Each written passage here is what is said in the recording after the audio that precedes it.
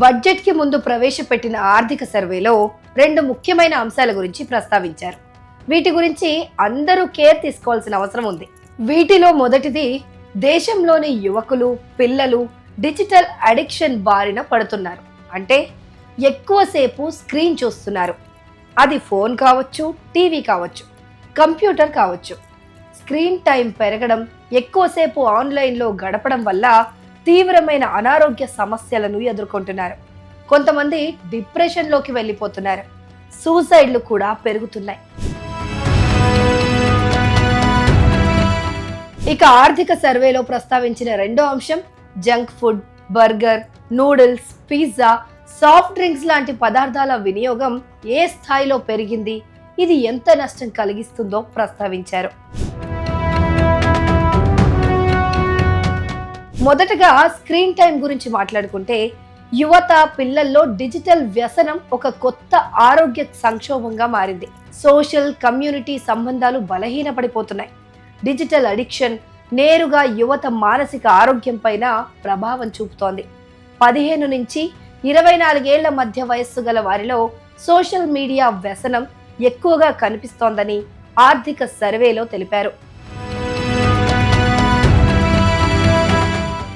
ఎక్కువసేపు స్క్రీన్ చూడడంతో ఏకాగ్రత తగ్గుతోంది. నిద్రలేమి, ఆందోళన పెరిగిపోతోంది.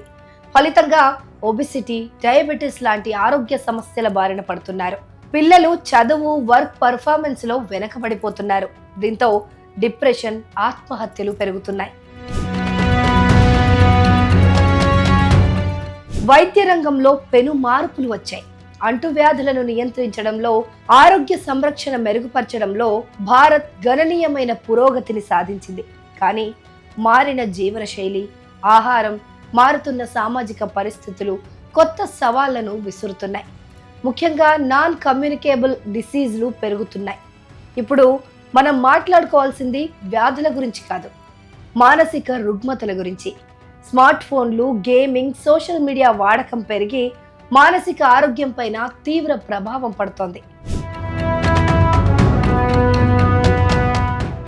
దేశంలో ఒబెసిటీ ఆందోళనకర స్థాయిలో పెరుగుతోంది. శారీరక శ్రమ లేకపోవడం, మారిన ఆహారపు అలవాట్లే ఇందుకు కారణం. ప్యాకేజ్డ్ ఫుడ్స్ వాడకం బాగా పెరిగింది. మహిళల్లో 24% మంది, పురుషుల్లో 23% మంది అధిక బరువుతో బాధపడుతున్నారు. 5 ఏళ్లలోపు పిల్లల్లో అధిక బరువు సమస్య 2015-16లో 2.1% ఉండగా 2019-21 నాటికి అది 3.4% పెరిగింది. 2035 నాటికి దేశంలో 8.3 కోట్ల మంది పిల్లలు ఒబెసిటీ బారిన పడే ప్రమాదం ఉందని ఆర్థిక సర్వే హెచ్చరించింది. ఆరోగ్య సమస్యలు కేవలం వ్యక్తిగతమైనవే అనుకుంటే పొరపాటే. ఇవి దేశ ఆర్థిక వ్యవస్థ పైన ప్రభావం చూపుతాయి. అనారోగ్యం వల్ల పని గంటలు తగ్గుతాయి, వైద్య ఖర్చులు పెరుగుతాయి, దేశ జీడిపి పైన భారం పడుతుంది.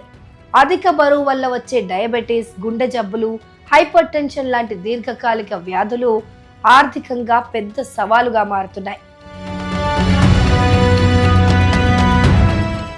మరోవైపు అధిక కొవ్వు, చక్కెర కలిగిన హై ప్రాసెస్డ్ ఫుడ్ వాడకం విపరీతంగా పెరిగిపోయింది.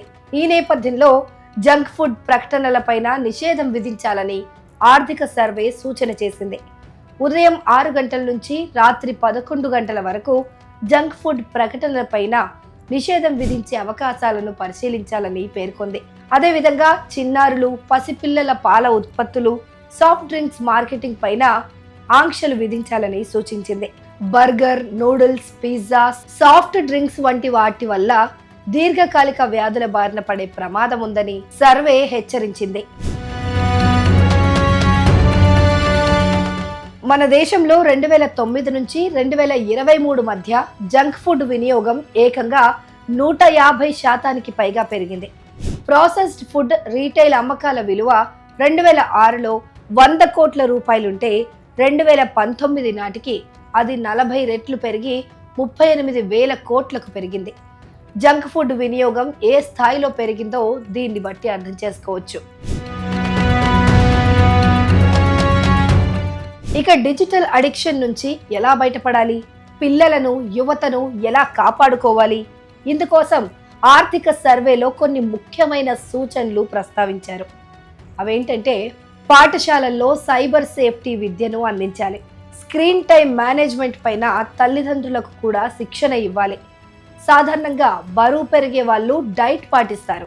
అలాగే డిజిటల్ అడిక్షన్ నుంచి బయటపడేందుకు డిజిటల్ డైట్స్ పాటించాలి. ఆర్థిక సర్వేలో చేసిన ముఖ్యమైన సూచన ఇది. గ్రామీణ, పట్టణ ప్రాంతాల్లో ఆఫ్లైన్ యూత్ హబ్లను ఏర్పాటు చేయాలని కూడా సూచించారు. పిల్లలు, యువత సోషల్ మీడియాకు అడిక్ట్ కాకుండా కఠినమైన నిబంధనలు అవసరమని సర్వేలో పేర్కొంది.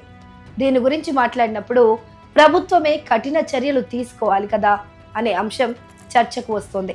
అభివృద్ధి చెందిన దేశాల మాదిరిగా భారత్లోనూ సోషల్ మీడియా ప్లాట్ఫామ్లను ఉపయోగించడానికి కనీస వయస్సును నిర్ణయించాలని, దాన్ని ఖచ్చితంగా అమలు చేయాలని ఆర్థిక సర్వే సూచించింది. ఇదొక మంచి ఆలోచన, కానీ ఎంతవరకు అమలవుతుందో వేచి చూడాలి.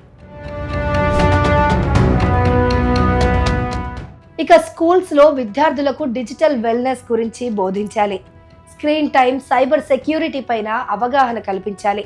ఇదే సమయంలో విద్యార్థులను ఆటలు, పుస్తకాలు చదవడం, సామాజిక సేవా కార్యక్రమాల్లో పాల్గొనేలా ప్రోత్సహించాలి. కరోనా టైంలో ఆన్లైన్ క్లాసెస్ పైన ఆధారపడటం పెరిగింది. దీన్ని తగ్గించి మళ్ళీ ఆఫ్లైన్ క్లాస్ రూమ్ బోధనకు ప్రాధాన్యత పెంచాలి. పిల్లలను సెల్ ఫోన్ అడిక్షన్ కు దూరం చేయాలి. చదువుకు మాత్రమే ఉపయోగపడే పరిమిత ఫీచర్లు ఉన్న టాబ్లెట్లు లేదా ఫోన్లను ఇవ్వాలి.